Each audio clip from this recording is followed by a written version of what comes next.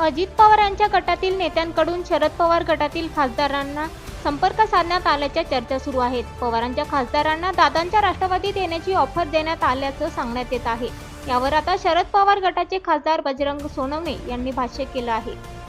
नाही, मला याच्याबद्दल काही सांगता येणार नाही, कारण मला राजकीय कुणी संपर्क केलेला नाही आहे। मला फक्त राजकारणात बोलण्याचा अधिकार आदरणीय सुप्रियाताई आणि साहेब हे दोघं, जयंत पाटील साहेब जर राजकीय विषयावर चर्चा करू शकतात, चौथा माणूस कोणी दुसऱ्या पक्षाचा, तर मला कुणी राजकीय बोललंच नाही।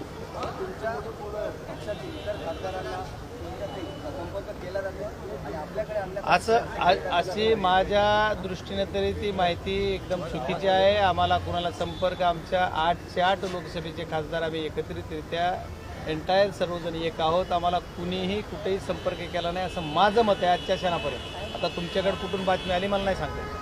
आज अजित पवारांना सुरेश धस भेटायला गेले, धनंजय मुंडे यांनी या सगळ्या चिन्हाच्या ह्याच्यामध्ये आहेत, त्यांनी राजीनामा द्यावा असं आपण कधी म्हटलं नाही। अशी बदलती भूमिका सुरेश धस घेताना दिसतात, कसं बघतात? नाही, आता ते काय बोलले हे मी ऐकलं नाही, ते बघावं लागेल, ऐकावं लागेल, त्याच्यानंतर बोलते।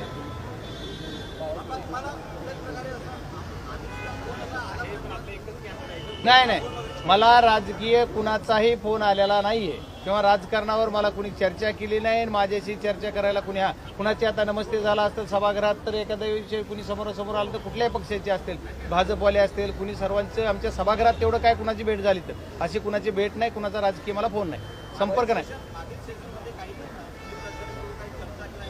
मला आदरणीय सुनीलजी तटकरे साहेबांची सभागृहात एकदा नमस्ते सोडून याच्याशिवाय कुठेही काही भेट नाही, गाठ नाही, माझं कुठं बोलणं नाही। नैतिकतेच्या आधारावर धनंजय मुंडेंनी राजीनामा दिला पाहिजे। बघा, आता आमच्या बीड जिल्ह्यात किती नैतिकता आहे, महाराष्ट्रात किती नैतिकता आहे, ह्याच्यावर मी बोलावं असं एवढं मला वाटत नाही। आता नैतिकता ज्याची त्यानं सांभाळून बघितली पाहिजे, त्याच्यावर मी काही बोलणार नाही। राज्यभरात गुंडगिरी वाढते असं वाटतं।